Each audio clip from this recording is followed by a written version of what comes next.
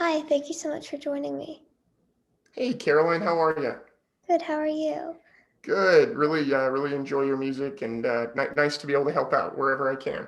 Thank you, I enjoy your work as well. So, for those who don't know you, who are you and what do you do? Yeah, thank you. I'm Dr. Hoby Wedler, and I've been in the industry for a long time here. I was born completely blind and actually got my PhD in organic chemistry in 2016. And it took getting a PhD in chemistry to realize that maybe I want to always be a scientist, but maybe get a little more into running my own business. And that's how I got into entrepreneurship and starting my own companies. And really, I'm a sensory expert, so I really believe in understanding all of our senses and how we can learn from information that they give us. And I really believe in a concept called sensory literacy. And it's that really means being literate in all five senses. And yeah, I've got my own company, my own consultancy where I do a lot of product development work. I do some work in something called Tasting in the Dark, which is a truly blindfolded wine experience where we use the blindfold not as a way of getting people to sort of know what it's like to be a blind person. I'd be uh, very wrong if that's what if that's what I thought the blindfold could do just in an hour for when a sighted person puts it on. But we use it to really focus the mind differently and hone in on what we're sort of experiencing in wine and in really any food and drink. But I started that in wine, so I do that, and then I do a lot of product development consulting, and I've got another couple of companies right now that are in the works. So that's who I am and what I do. That's really cool. So, did you always kind of know that you had a gift for science and sensory and entrepreneurship, or did that kind of come later? You know, it's a good question, and I think that I realized that I was good at chemistry when I was in high school, but I've always had a love for learning about things around me, for learning about how the world sort of fits together around me. Like when I was a really young child, I would turn I really remember vividly turning the tap on, the kitchen water tap, and saying, oh, wow, this is interesting. Water is pressurized. How does it get to the house?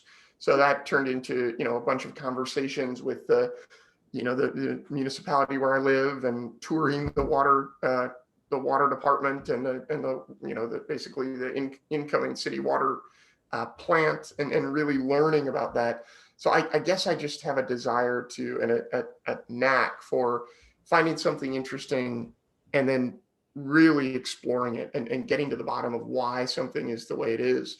So in that sense, I've always had an appreciation for chemistry and science. And when I learned that I was good at chemistry, it just made me want to go further in it. I wanted and my whole goal it was to teach. That's why I wanted to get into chemistry. I really have the heart of a teacher. I love explaining things to people that maybe they didn't understand or they didn't know about before. And I can sort of enlighten them and get them excited about something they weren't excited about. So I've always sort of had a passion for teaching, and that's what led me, not a passion for science. That's what led me to my scientific career. And in terms of entrepreneurship, I've always loved finding a problem that people are having and then finding a solution to that. So I don't know if that's a gift, but it's just something that I've always appreciated is, hey, if I realize there's a problem, how can I solve it in a meaningful way? And that really, to me, is the definition of entrepreneurship. Yeah, for sure. That's really cool. Yeah, and then obviously you do a lot of really positive things. And what do you think the rest of the world can learn from a blind person in a sighted world? Oh, thank you. Yeah. No, I don't necessarily know that there's a whole lot to learn other than the fact that we are just regular people who happen to be blind. For sure. you know i I try to impact the world as much as I can, and provide as much positivity as I can, because I think it's important to show people that we can all live the lives that we want to live, whether you're blind or sighted or otherwise.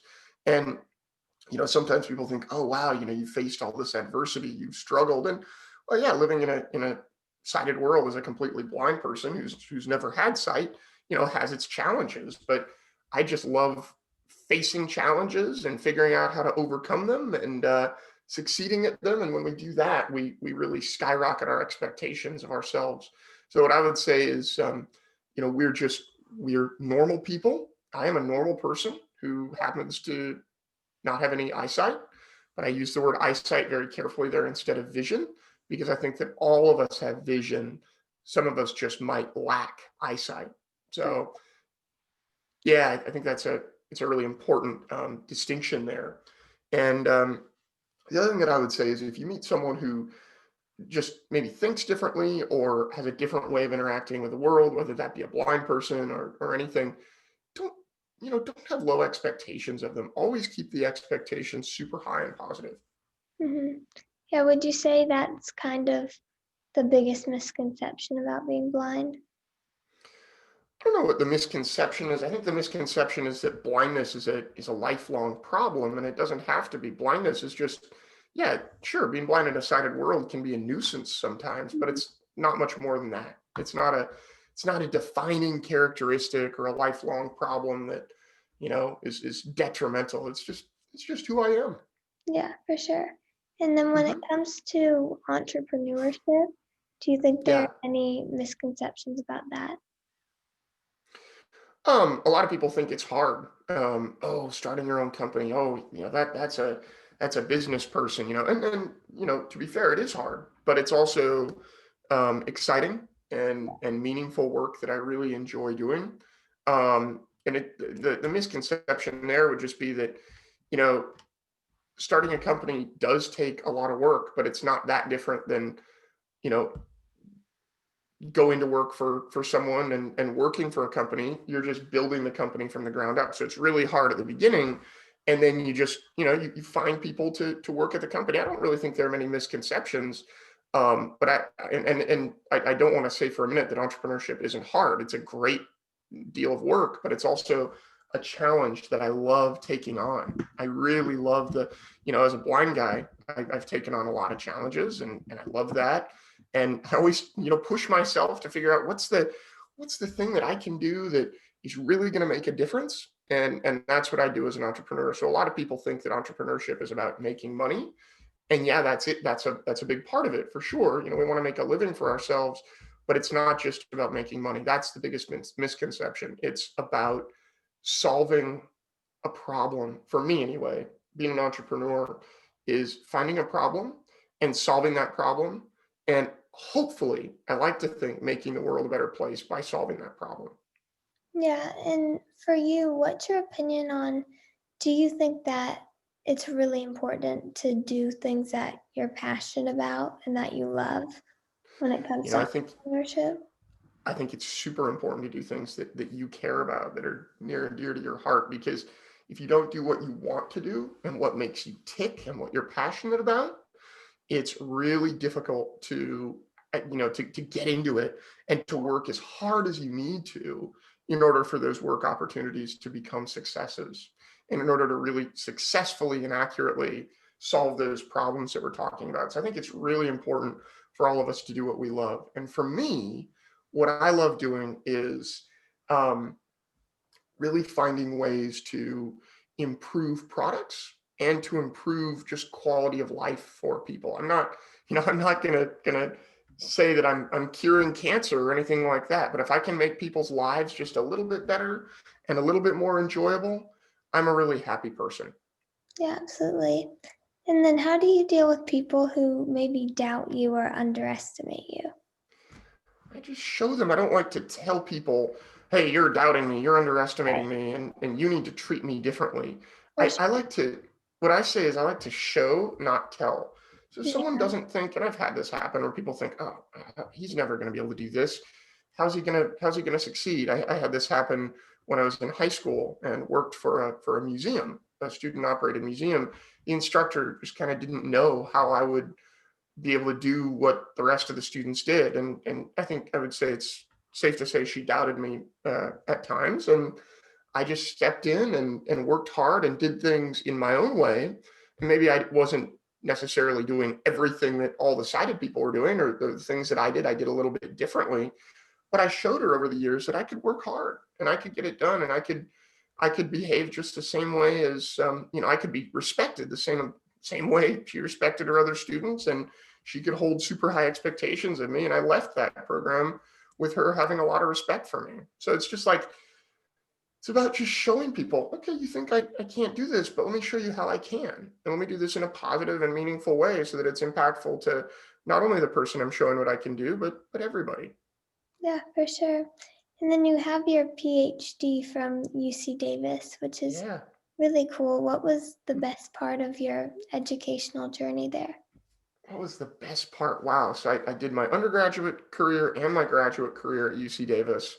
So it was a total of about 12 years. And Oh, the best part was getting to know just amazing people and and learning from them how to think critically, and ultimately how to study and how to write, how to deliver a good set of results to an audience, whether that be in writing or in a presentation format. That was the best part. And honestly, I just worked with some amazing people there. I made some really incredible relationships and just loved getting to think critically and figuring out how to think critically. Was really a great deal of fun, and I learned a lot that way. So yeah. And you've talked a great lot place. about challenges and kind of enjoying having challenges. And, most people just totally avoid them and want to run away from them. But how do you take on challenges and succeed at them? Oh man, I've actually just written an article about this, and if any of your listeners want to get a free copy of that article, go on my website, Hoby, Hoby Wedler, Wedler.com. So it's just hobywedler.com, and join my email list, join my email community, and you can have an article about this. But ultimately, that's a great question. Um, I just think that I wouldn't necessarily say, I'm not disagreeing with you, but I wouldn't necessarily say that most people like shy away from challenges. I think, a lot of people actually really like to challenge themselves and maybe just don't know how. Yeah, So I think the best thing to do when taking on a challenge is to first not compare yourself to others. If we compare ourselves to other people, it's going to be really hard to do our personal best, right? totally. And you have to believe in yourself. You have to believe you can succeed.